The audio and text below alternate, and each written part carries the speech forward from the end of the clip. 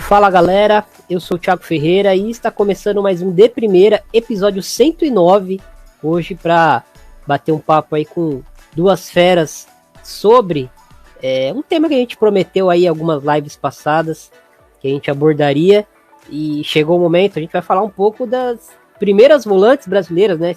Que tipo de jogadora o Brasil tem para posição, o Brasil forma com frequência, que tipo de jogadora o Brasil não forma, qual o histórico que a gente tem aí nessa posição aí de algumas jogadoras. Lógico que ir muito pro passado é complicado, porque era muito difícil acompanhar futebol feminino em 95, em 2000, mas a gente vai até Pequim ali, talvez um pouco antes, para ter um papo, mas principalmente olhar para as características das jogadoras que a gente tem nessa posição e bater um papo. Tô aqui com a Amanda Viana, que é quem eu vou apresentar primeiro para bater esse papo aí. E aí, Amanda, tudo certo? Fala, Thiago. Prazer imenso estar aqui com você e também com o nosso convidado, que será apresentado daqui a pouco. É um tema muito importante para a gente tratar, porque é uma posição, a posição de volante vital no jogo, é uma jogadora que é chave ali para ligar setores, no jogo sem a bola, no jogo com a bola, e a seleção brasileira está num processo de formação e, assim, esquemas são pedidos pela galera, né? A galera fala, Pia, podia variar nisso, variar aquilo. Então, acho que nesse episódio a gente consegue transitar um pouco sobre isso também, ver como é que está a nossa situação, quem poderia chegar, por que não chega. Então, vamos papear um pouquinho sobre essas volantes brasileiras aí hoje. E, acompanhando a mesa aqui, Luiz Felipe Pereira aí, nosso o analista revelação do ano aí, né, mano? Para comentar um pouco com a gente também, para analisar aí o perfil dessas jogadoras. Felipe, bem-vindo aí mais uma vez, você que já faz parte da equipe do PFF, aí uma nova aquisição pro elenco, e bora bater esse papo.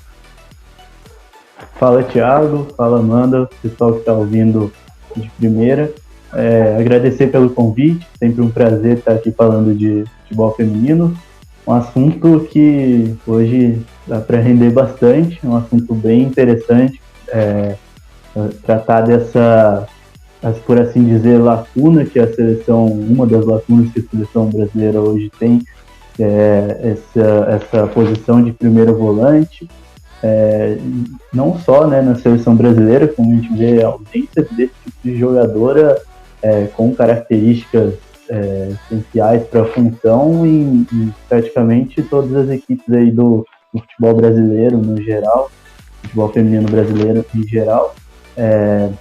Houve mudanças na posição em si, não basta hoje só ter uma volante que destrói o jogo, entre aspas, destrói bem entre aspas, é preciso conciliar os indicadores, as funções com bola e sem bola, ter um equilíbrio, e essa é uma dificuldade que a gente está tendo de encontrar esse jogador que exerça essa função no nível mais alto hoje em dia aqui no Brasil.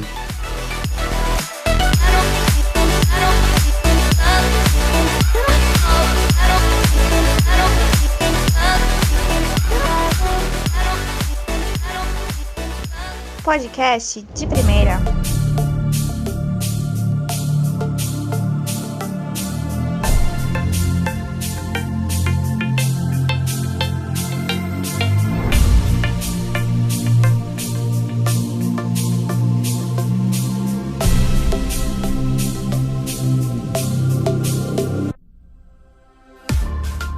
Quando a gente fala de nível mais alto, a gente não fala só de técnica, né? Porque as jogadoras que a gente vem formando, e sempre formou, né? No geral, sempre foram jogadoras muito técnicas. A gente pode pegar aí um histórico desde lá de trás, né? De Fanta, Márcia Tafarel, Leda Maria, Cidinha, que eram jogadoras... Primeiro volante que era mais de recupera e entrega, né? Jogadoras com um pouco mais desse perfil, mas que tinham boa qualidade já pro nível do futebol brasileiro naquela época. E aí a gente vai progredindo, aí tem a Era Formiga, né? Que pega ali um recorte de... Ela tá na seleção desde 95, mas ali no final dos anos 90 ela começa a tomar conta da posição mesmo e faz uma parceria ali, principalmente com a Esther, né? Por alguns anos ali, uma parceria muito interessante, onde você pode falar que a Esther era a primeira volante, mas era algo muito parecido com o que é hoje, quando a gente vê Angelina e Luana Bertolucci, por exemplo, que você vê que são duas jogadoras que se complementam, a gente vai até aprofundar nisso, mas são jogadoras ali que cobriam muito espaço, né? Eu vou começar puxando o assunto por essa dupla, porque é uma dupla que eu acho que marcou. E é uma dupla que, após a Esther, né, parar de fazer parte da seleção principal, a gente viu outras jogadoras ali ocupando a posição, fazendo uma parceria com a Formiga. A gente viu a Thaísa por muitos anos, a gente viu a Andressinha jogando em várias competições ao lado da Formiga, mas a gente nunca viu uma jogadora com o mesmo perfil da Esther, né, que era uma jogadora que conseguia limpar muito espaço, né? Ela conseguia cobrir uma área muito grande, era uma jogadora muito física, mas muito técnica também, e juntando isso, era uma jogadora muito completa, conseguia ter boas leituras de cobrir espaços, com a bola era muito boa também, conseguia trabalhar com as duas pernas, lançava bem, mas era uma jogadora que fisicamente chamava muito atenção, porque ela e a Formiga faziam uma dupla que conseguiam cobrir muito espaço ali, né?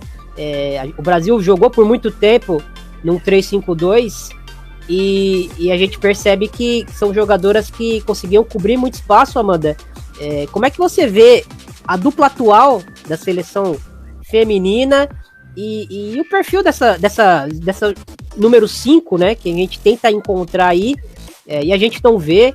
Depois eu vou passar pro Luiz para falar um pouco da seleção também, de base, mas como é que são essas principais jogadoras que a gente tem hoje como opção para a seleção feminina? Elas não têm um perfil muito parecido com o que a Esther fazia, né? Sim, quando você fala, Thiago, da Esther, uma jogadora muito física e que consegue aliar esse lado físico também com a sua qualidade técnica, mas cobrindo e varrendo espaços, eu acho que é isso que falta um pouco na nossa seleção atual.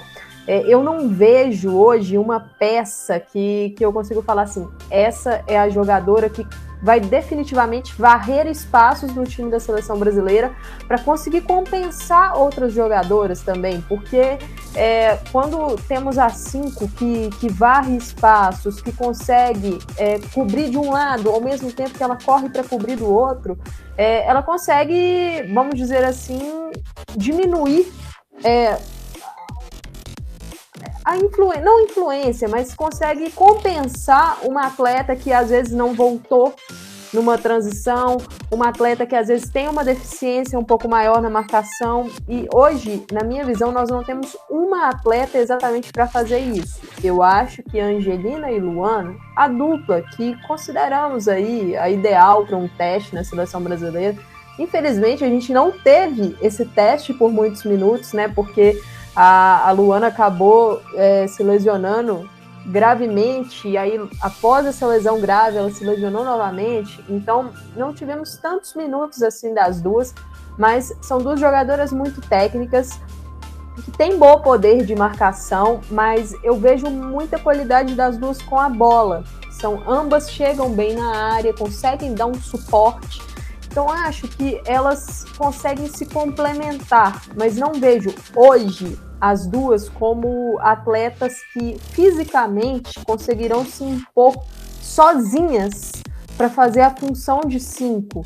E aí a gente pode até entrar depois na discussão de esquema, porque se o Brasil tem um esquema com uma trinca, vamos dizer assim, no meio, e com uma jogadora, uma volante mais fixa, essa volante, na minha visão, ela teria que cobrir um pouco mais de espaço, e eu acho que hoje nós ainda não temos esse perfil, por isso que eu acho mais interessante essa ideia da dupla, né, com as duas, com a Angelina, com a Luana, ou com a Angelina e alguma outra jogadora, pode ser a Ari Borges, pode ser uma Ingrid, atletas que vêm sendo testadas pela Pia, mas acho essa ideia da dupla interessante.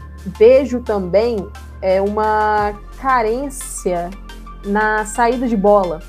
Eu acho que essa jogadora, essa primeira volante, ela precisaria, no esquema brasileiro, ajudar um pouco mais o início da construção. Nós temos aí uma zagueira construtora muito boa, que é a Rafaele.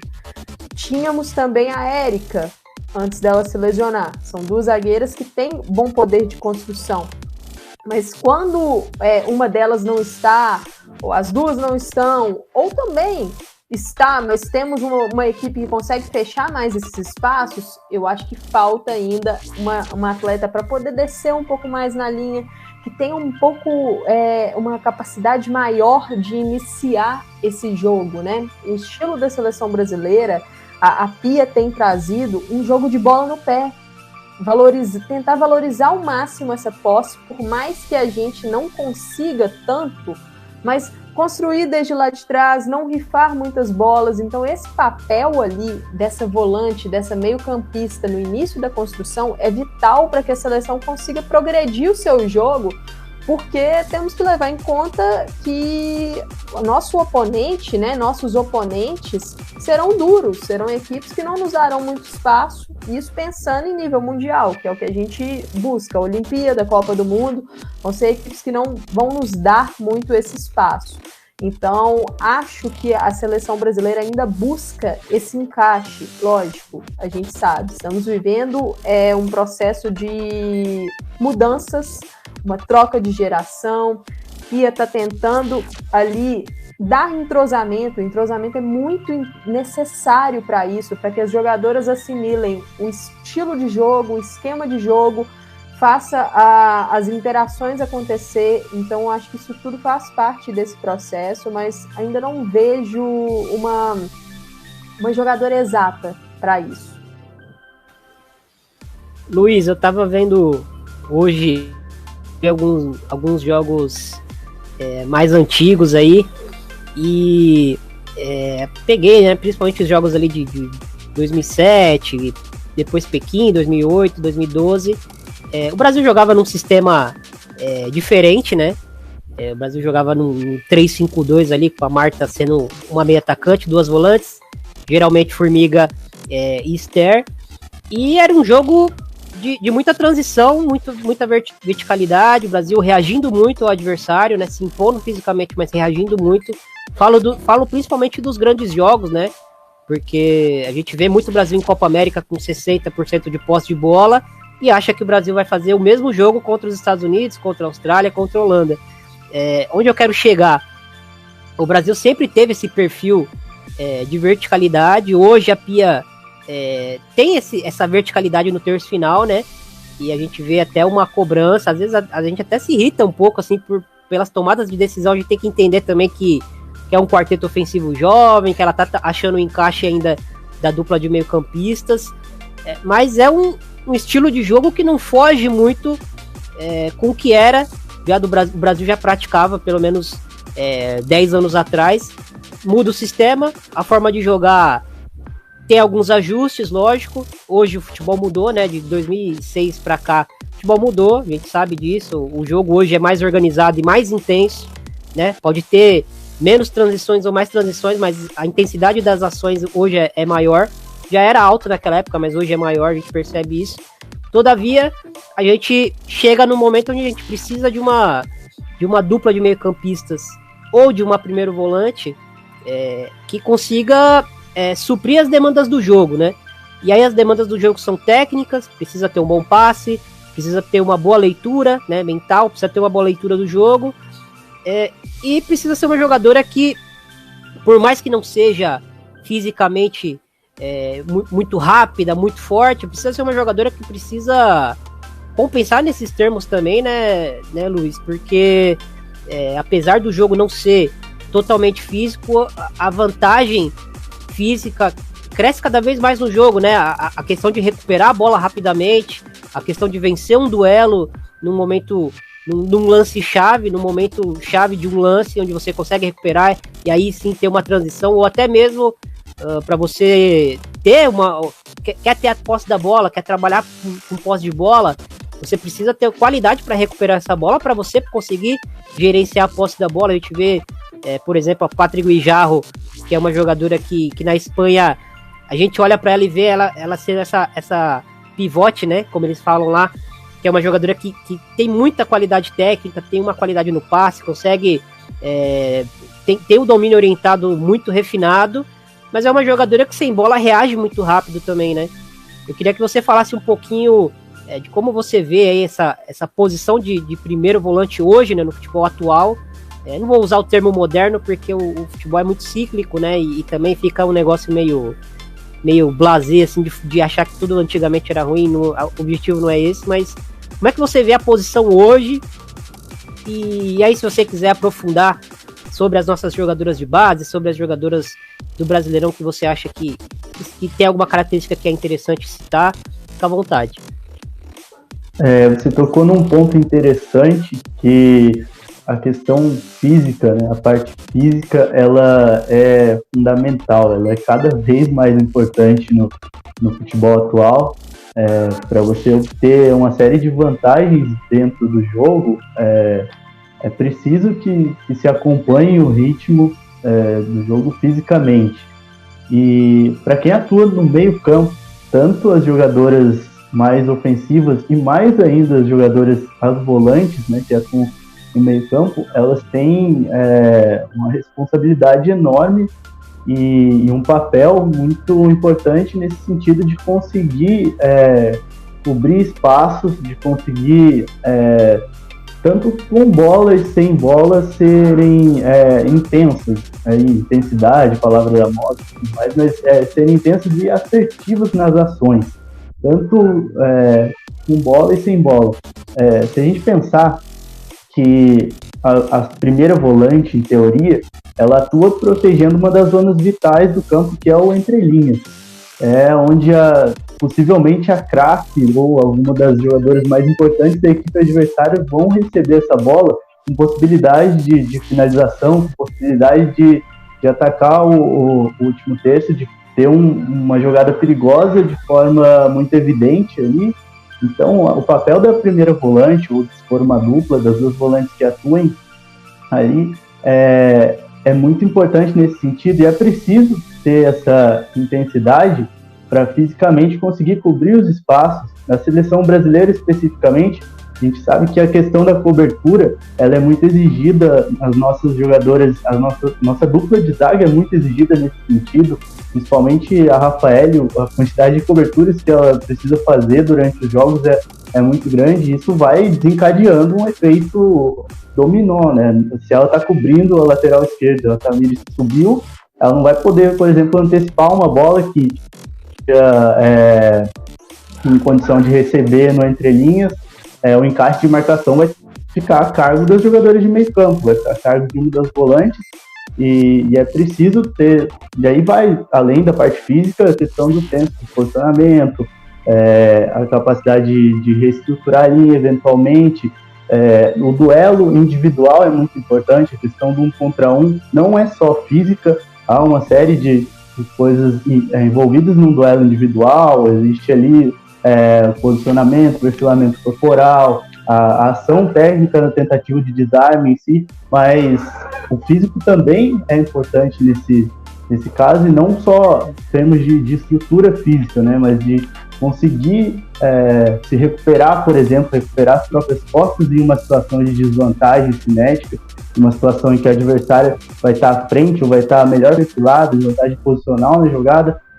Então é preciso que essas jogadoras consigam aguentar, digamos, suportar esse ritmo tanto defensivamente, e também aí a gente entra na parte ofensiva, porque a vantagem numérica ela é importante também ofensivamente. Então uma volante, ela nem sempre vai ficar estagnada no seu campo, vai ficar estagnada à frente da própria área, recuperou a bola e entregou no pé para das outros jogadores de meio campo e não acompanhar a jogada. Uma transição ofensiva eventualmente vai ter que chegar à próxima área, vai ter que, às vezes, pisar na área, ser uma opção ofensiva também. Então a posição ela mudou muito, a posição de volante mudou muito no futebol, e não basta agora você ter só valências físicas, ou ter só valências técnicas, ou só a disciplina tática.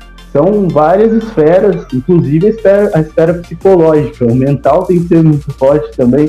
Então todas essas esferas juntas é a posição talvez uma das que mais exige um alto nível, um equilíbrio entre todas essas valências, principalmente nesses jogos em que há muita transição. É preciso conseguir ter valências defensivas, mas também ter uma boa técnica, fisicamente suportar esse jogo de transição, mudança de direção muitas vezes, o tempo inteiro, perseguições um pouco mais longas, que às vezes vai ter que haver eventualmente encaixes individuais com algumas jogadoras de velocidade, algumas jogadoras mais perigosas da equipe adversária, então eventualmente perseguições mais longas, e isso exige muito dessa jogadora, dessa camisa 5. Como você citou, a Patri é um exemplo de jogadora que consegue equilibrar bem essas duas esferas, defensiva e ofensiva. Se a gente olhar para outras jogadoras, eu estava até pesquisando alguns dados sobre os duelos defensivos dessas meio-campistas de elite na Champions, e passa dos 60% o aproveitamento delas em duelos defensivos, e são jogadoras que, se você olhar, são técnicas. Uma Kumagai, por exemplo, que atua também ali na zaga, mas ela é uma jogadora muito técnica, passa dos 60% o aproveitamento dela em duelos defensivos. Uma Gayle Ho, que é uma jogadora muito dinâmica também, ela consegue ter esse equilíbrio. A própria Patri também tem um aproveitamento alto em duelos defensivos, então isso mostra que mesmo as jogadoras que são tecnicamente ali acima da média, elas também têm que se adaptar e compensar, não, tem que estar preparadas para a exigência física, para a exigência defensiva da posição que elas ocupam.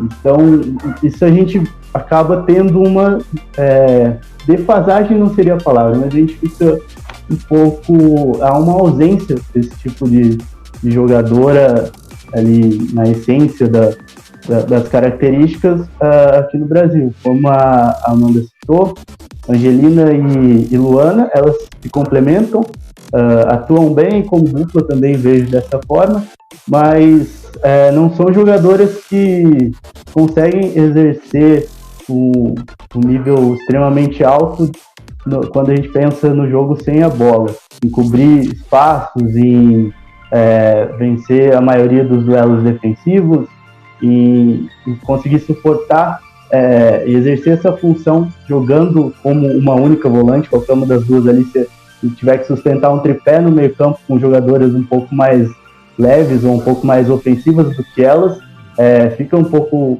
uma sobrecarga delas no jogo. Então, isso se reflete também aqui quando a gente olha para o futebol brasileiro. Até se a gente fizer um exercício, pensar quantas primeiras volantes, assim, na essência das características, a gente consegue lembrar de cabeça que os times da A1 hoje utilizam, ou que são titulares e assim, exercem um nível alto de performance nas equipes da A1. Então, assim, pouquíssimas. Eu não conseguiria, assim, nomear 5 ou 4 jogadoras que conseguem exercer esse tipo de função hoje. Não temos. Assim. Se a gente olha para a base, agora falando um pouco do futuro, de imediato também não vejo essa jogadora. A gente tem, por exemplo, no Sub-20, uma Yaya, que é uma jogadora muito dinâmica, mas vejo mais valências ofensivas nela, indicadores ofensivos de alto nível nela do que defensivos. A gente vê o clássico do último fim de semana, a jogada do gol no final sai em cima dela, não é unicamente uma falha dela, mas dava para ter feito melhor ali. É só um exemplo para ilustrar, não estou aqui criticando a Yaya defensivamente, mas é apenas um exemplo de que eu vejo mais indicadores de alto nível nela ofensivamente que defensivamente. A gente tem a Cris, que é uma jogadora que consegue ser mais equilibrado, consegue ter valências defensivas, mas se a gente pegar, por exemplo, as atuações em que ela é mais exigida defensivamente, que são os jogos do Flamengo, por exemplo, acaba vendo que ela sofre mais, porque na seleção de base, no sub-20, sub-17, nós temos muitos cenários favoráveis ao Brasil no sentido da equipe adversária atuar em bloco mais baixo, o Brasil ter o controle do jogo, circular aquela bola com mais espaço, seus jogadores de meio campo, até o primeiro volante, vir buscar essa bola para fazer a saída com extrema liberdade, ter tempo, e não ser tão exigida fisicamente, não ser tão exigida defensivamente.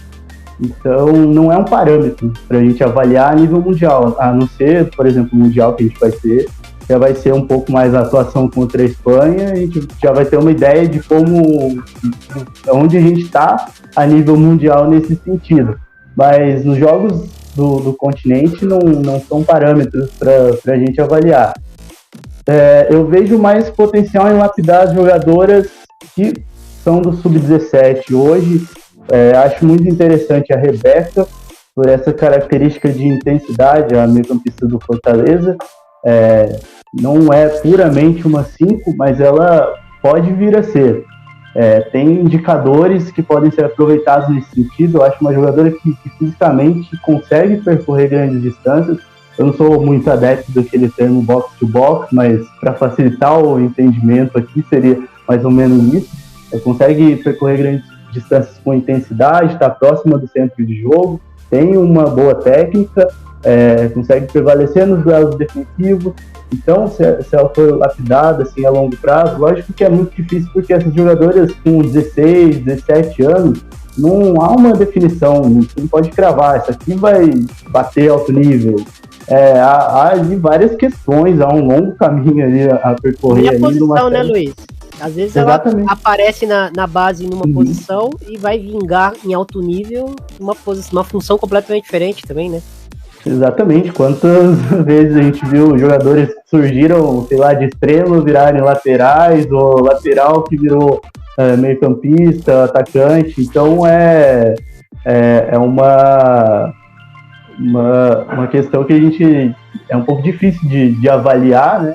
Vejo a Gabi Berchon do Inter também uma jogadora interessante, mas já entra no caso de outra que também tem mais a parte técnica que sobressai muito mais do que a física, porém a gente não tem assim mesmo surgimento assim, para um futuro bem próximo, imediato.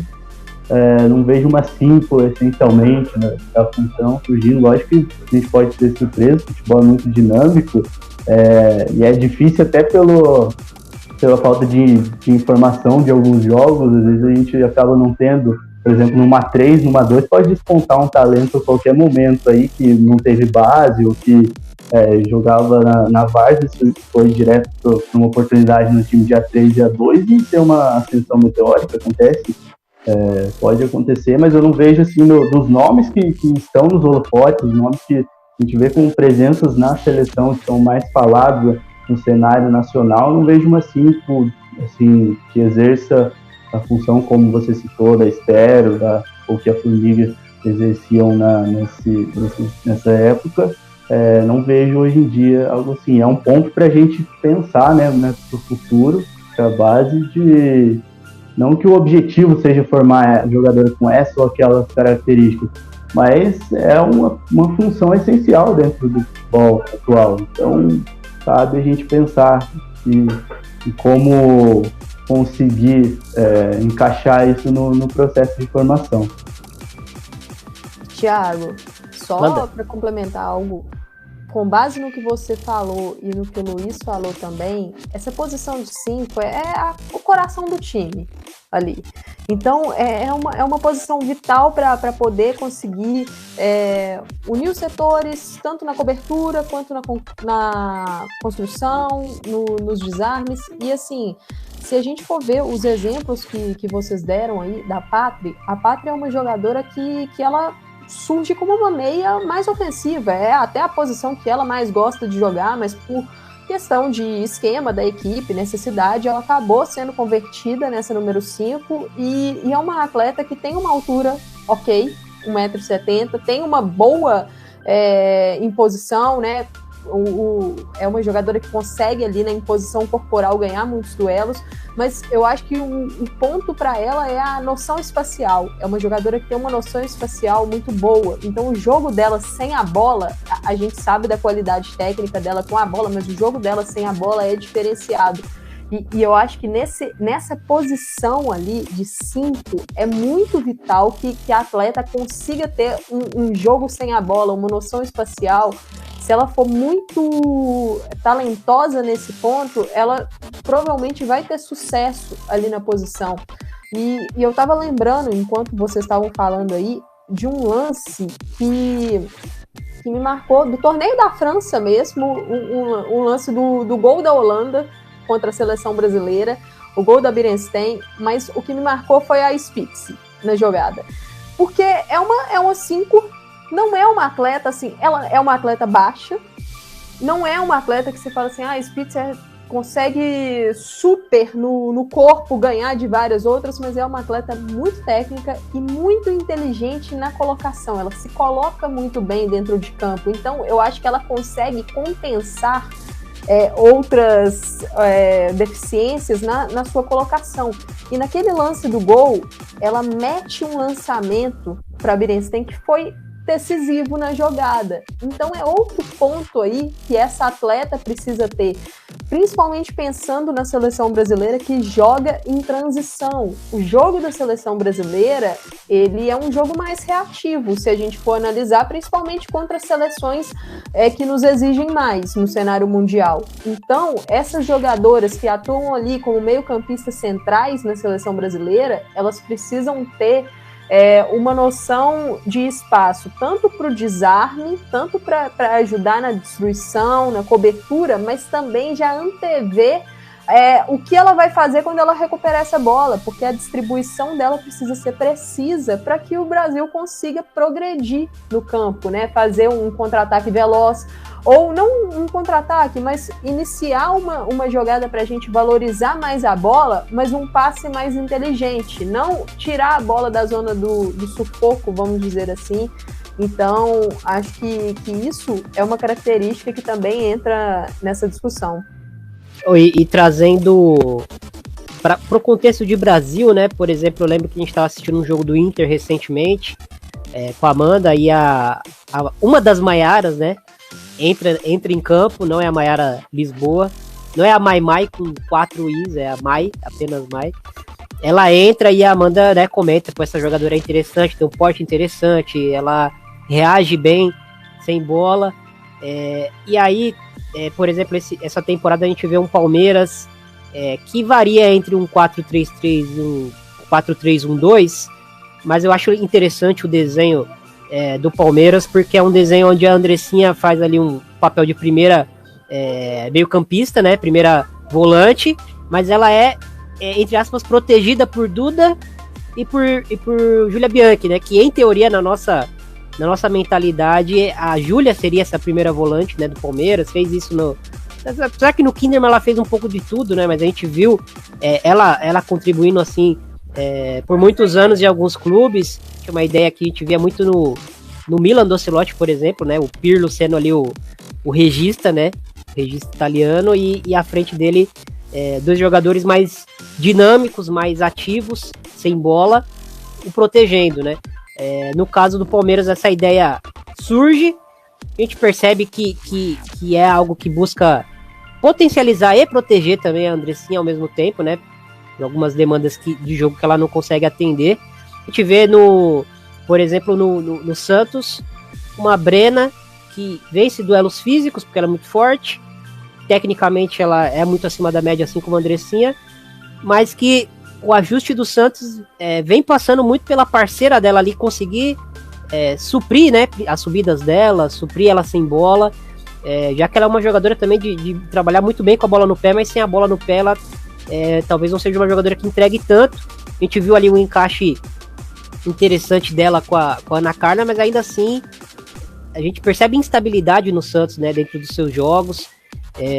Enfim, a gente vê um São Paulo que, apesar de ter uma formiga veterana, Quando ela não tá em campo, a gente percebe uma diferença muito, muito clara, né, no time. É um time muito mais instável, é um time que oscila muito mais, é um time que gasta muito mais energia, parece, do que necessitaria ali, né? Corre errado, digamos assim. Então esse tipo de jogadora, passando para Amanda, é um tipo de jogadora que é importante, é influente, né? Como vocês colocaram.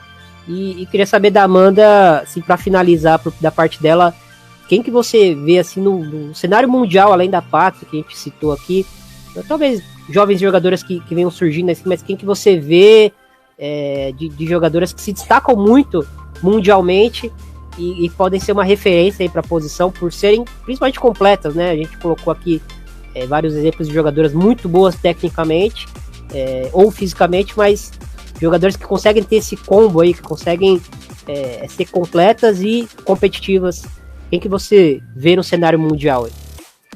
Eu vou começar com uma jogadora que ela, tecnicamente, ela pode não ser tão qualificada como uma Patri, por exemplo, mas ela, para mim, é a jogadora que foi a peça mais importante da seleção estadunidense campeã da Copa do Mundo de 2019, que é a Julie Ertz. Ela era o coração daquele time. Por quê? É uma atleta que a sua carreira começa como zagueira, não só em clubes, mas na seleção também. A Julie Ertz é campeã mundial com os Estados Unidos em 2015 como zagueira. E aí ela começa a transição após 2016 para a volância. E ali ela consegue ser o que para mim foi uma das atletas que consegue aliar melhor a parte defensiva com o início da construção. Varrer espaços para conseguir compensar um time muito ofensivo do meio para frente, que nem todo mundo ali conseguia voltar rápido, e ela conseguia fazer isso e auxiliar na construção do jogo, porque vira e mexe descia entre a linha de zagueiros, então acho que ela fez isso com perfeição. Hoje ela acabou lesionada, né, no ano passado, não conseguiu ter um bom desempenho na Olimpíada porque foi lesionada e atualmente ela está grávida, então não joga em 2022. Uma outra atleta que eu queria destacar aqui é uma jogadora que às vezes ela é muito esquecida, porque ela não é, vamos dizer assim, ela não faz coisas brilhantes em campo, mas por fazer o simples, para mim ela é brilhante, que é a Keira Walsh do Manchester City, da seleção inglesa. É uma atleta que tem uma noção espacial muito boa, um toque de bola muito bom, então ela consegue auxiliar. O Manchester City atua com uma trinca de meio-campistas, a seleção inglesa chegou a atuar mais ou menos assim em alguns momentos, mas é uma seleção que atua mais como uma dupla, então ela consegue variar bem, ela adapta bem aos esquemas, auxilia na saída de bola, tem um passe longo muito interessante, chuta bem de fora da área, então é uma jogadora que eu acho completa nesse sentido, e nem sempre ela é lembrada, às vezes porque ela faz o simples mesmo, não é uma jogadora que não tem lances de tanto destaque, mas por fazer o simples e muito bem, ela é especial, na minha visão. Outra que eu destacaria também é a Lina Oberdorf. É talvez um dos melhores prospectos que temos para a função, porque ela é completa, ela consegue fazer com perfeição uma chegada no ataque, é uma jogadora, uma meio-campista que pisa na área com qualidade, ela te dá pressão, ela te dá uma marcação individual boa, ela te dá uma marcação por zona boa, pode jogar como zagueira também. Então, o Luiz cita o box-to-box, ela faz isso muito bem, porque é uma jogadora que consegue fazer o área a área tranquilamente e ela é extremamente jovem, então acho que isso faz com que ela seja uma peça de destaque nesse ponto também. E se a gente for analisar, temos aí outras jogadoras que às vezes atuam em outras posições, mas que elas poderiam muito bem ser uma 5, uma dupla, né? 5 sozinha ou em dupla de elite. Acho que um dos exemplos aí, uma jogadora que eu gostaria que jogasse assim no clube, mas que vem jogando na seleção, é a Leah Williamson do Arsenal. Acho ela uma jogadora muito técnica e que ela tem uma qualidade de saída de bola fantástica, ela tem um passe longo, ela consegue fazer ruptura de linhas, ela é muito inteligente nesse ponto E como zagueira, eu acho que ela te dá algumas... ela tem algumas fraquezas ainda, mas como meio-campista, ela se encaixa perfeitamente. E na seleção inglesa da Sarina Wiegman, ela tem jogado dessa forma em dupla com a Kira Walsh. Então, é uma jogadora que, atuando ali como volante, se ela conseguir ter mais sequência nisso, eu acho que é uma volante de elite no futebol mundial, para mim, com certeza. Mas eu acho que uma atleta que, assim, não tem muito destaque, mas eu gostei dela nessa temporada, só para citar alguém que é fora do radar nisso. A Lia Wald do Arsenal, suíça. Eu acho que o que ela exerceu nessa temporada hoje, uma jogadora do Arsenal que ela é destra, mas que ela deu mais toques com a perna canhota do que com a direita, desce na linha de zaga, faz a saída de bola, ela tem um bom passe para auxiliar na construção.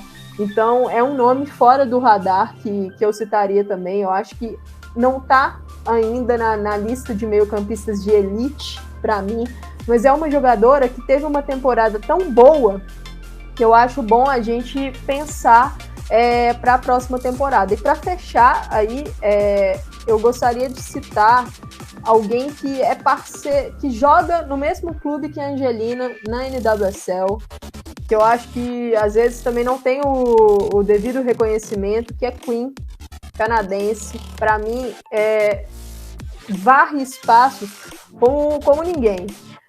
No OL Reign, a equipe treinada pela Laura Harvey, às vezes varia de sistema de jogo, às vezes joga com uma trinca de meio-campistas ou normalmente dupla, como temos visto mais nessa temporada atual. Temos visto o Reign atuar mais num 4-2-3-1, mas na temporada passada atuou muito num 4-3-3, e Queen consegue ali, na volância, varrer os espaços, fazer as compensações necessárias, porque é uma equipe que tem meio-campistas muito técnicas ali, como a Jess Fischler, como a Rose Lavelle, até a Angelina, que às vezes atua ali. Então, nem sempre consegue ter imposição física de outras atletas, e Queen consegue dar isso, não só no corpo a corpo, mas também em duelos aéreos, porque consegue ganhar muitas jogadas dessa forma. Então, acho que equilibra ali, e também na seleção canadense.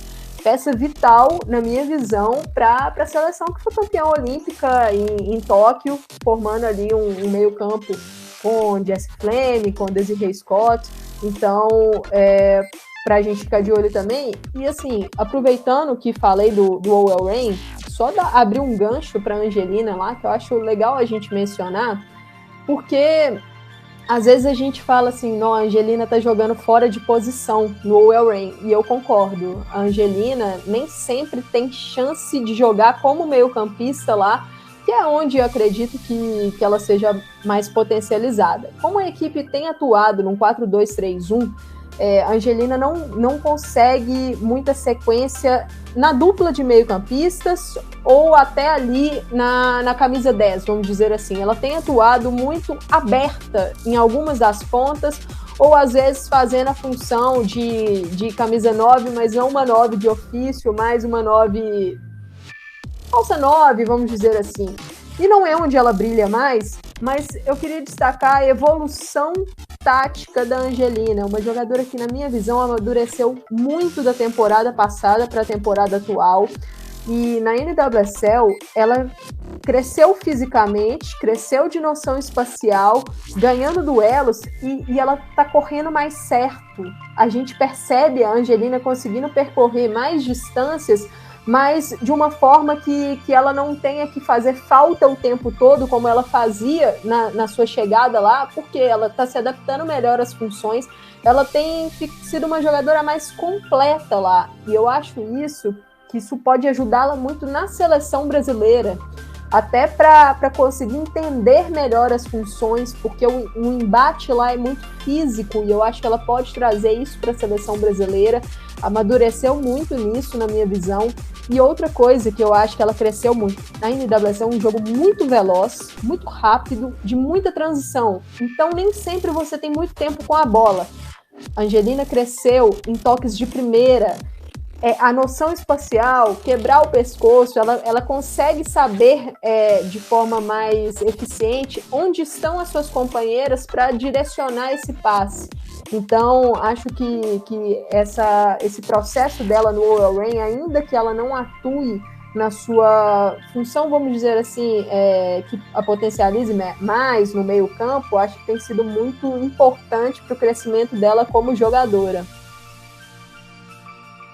Só complementar aqui, fazer um comentário, aliás, sobre o que a Amanda falou. Um ponto interessante, ela tocou, até me fez lembrar aqui, que a parte que ela fala da Ertz, que era zagueira e foi trocada para primeira volante. É um movimento que a gente vê sendo recorrente, né? Uma solução encontrada por algumas equipes, por algumas seleções, né? Verdorf também, né? Exatamente. É uma solução encontrada, né, por algumas seleções e equipes de adaptar zagueiras a serem seus primeiros volantes, porque são jogadores que têm os indicadores sem bola muito fortes, que apresentam esses indicadores em alto nível. Então, a solução de muitos treinadores é fazer seus jogadores se adaptarem à nova função, né?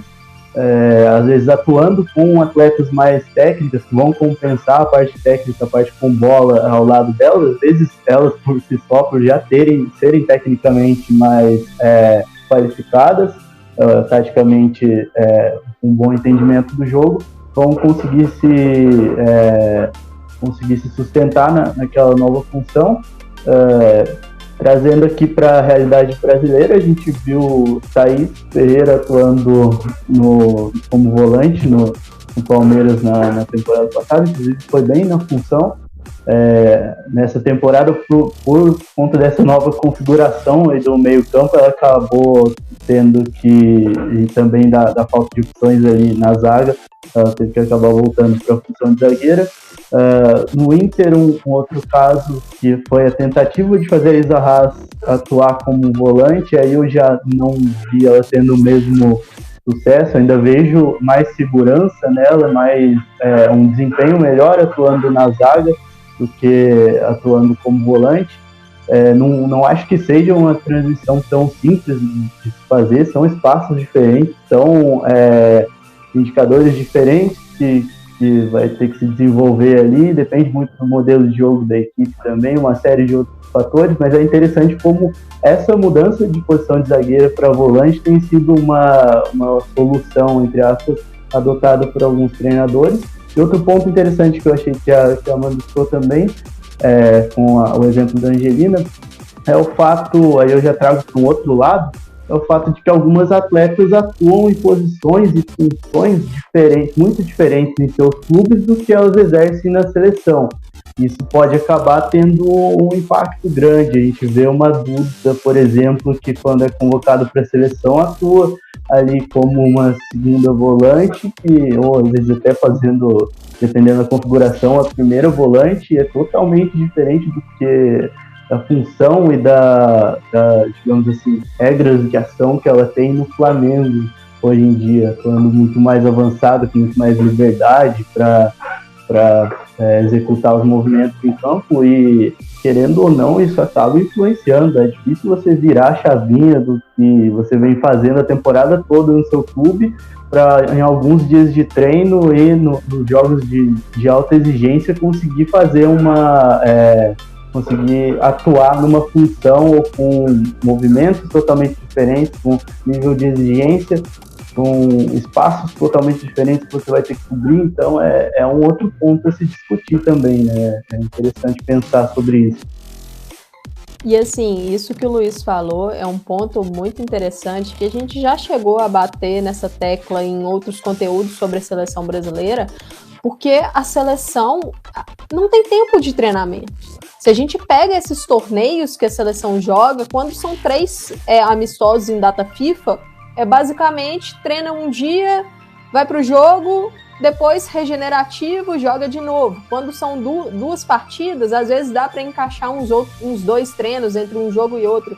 Mas é complicado, porque se a gente vê a Angelina, por exemplo, ela joga no clube em uma posição que não é necessariamente a posição dela mais, atua um pouco mais aberta, mas aí lá ela consegue ter o dia a dia do clube, um contato maior em treinamentos com a comissão técnica para poder assimilar melhor esses conceitos. Mas aí o Luiz toca no ponto da Duda, que é uma atleta que a Pia está tentando torná-la uma meio-campista mais defensiva, porque ela tem as várias valências dela, física, imposição, altura, tal, que ajudam ali. Mas como ela tem um contato muito menor na seleção do que no clube, essa transição é muito mais difícil, porque os conceitos que ela precisa assimilar e colocar ali em prática, em treinamentos, em jogos, o contato é muito menor do que no clube, porque quando ela chega no clube, ela atua como uma camisa 10 ou como uma segunda atacante, é uma função completamente diferente, os estímulos são completamente diferentes.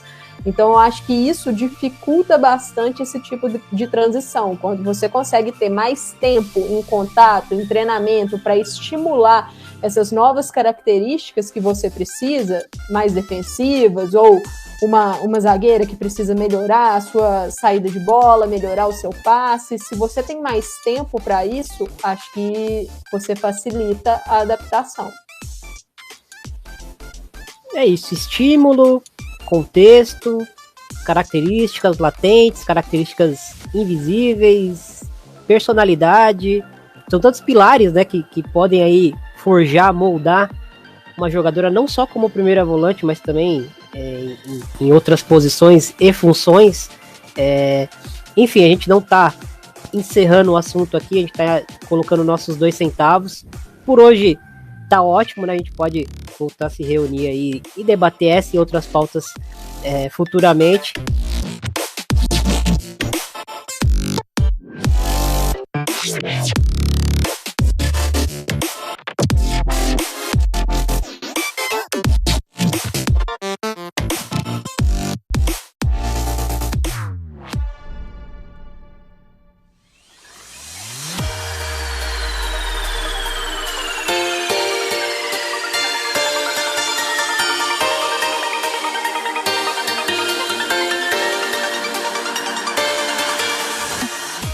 É isso, gostaria de agradecer a participação da Amanda. Valeu, Amanda, mais um bate-papo aí.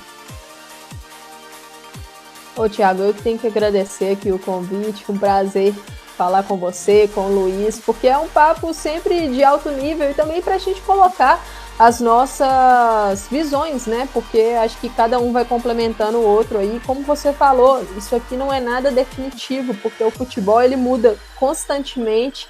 E a gente vê ali uma jogadora, só dando um exemplo de seleção brasileira que evoluiu tanto nesses últimos meses, a Ari Borges, uma atleta que surge, vira uma chavinha ali e se adapta perfeitamente a um esquema. Então, testes vão acontecer, acredito que com essa Copa América, a Pia terá mais tempo aí junto com as atletas, então focando em seleção, né? Acredito que teremos mais tempo de treinamento para que ela possa conseguir ajustar melhor a equipe e estaremos de olho também, futebol brasileiro, as adaptações podem acontecer, às vezes uma atleta que é mais ofensiva joga no meio campo e tem um encaixe perfeito e cresce muito por ali.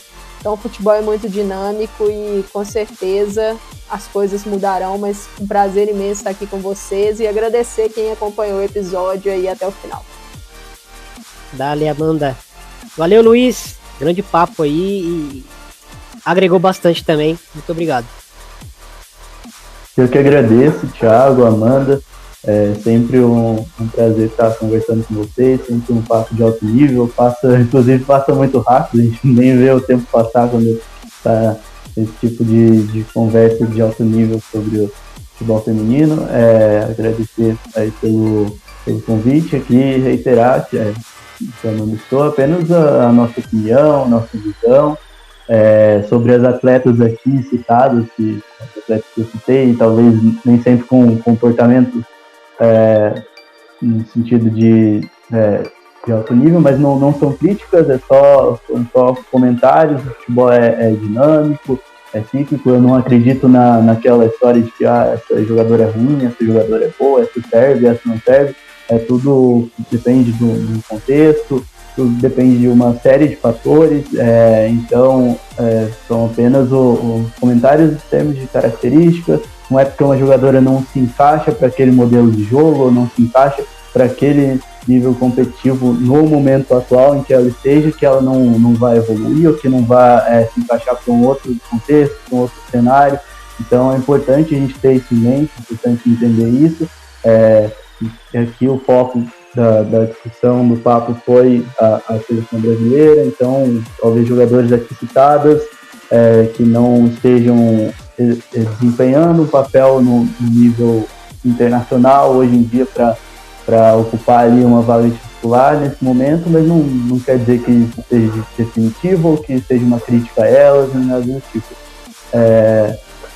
No mais, muito obrigado aí pelo convite e obrigado ao pessoal que está aí na audiência, que está ouvindo, e valeu, é isso aí, pessoal. É isso aí, esse foi o episódio 109 do De Primeira, que entre indas e vindas estamos aqui sempre presentes aí para debater, para analisar futebol feminino com um pouco mais de profundidade. No mais, siga aí as redes sociais do Planeta Futebol Feminino. Você encontra o Planeta Futebol Feminino no Twitter, no @PFF_oficial, no Instagram, no @Planeta Futebol Feminino, e pelo Planeta Futebol Feminino você consegue encontrar o De Primeira e todos os integrantes aqui dessa bancada de hoje que bateram esse papo. É isso, no mais, muito obrigado a todos aí que acompanharam o episódio, um grande abraço e até uma próxima. Valeu!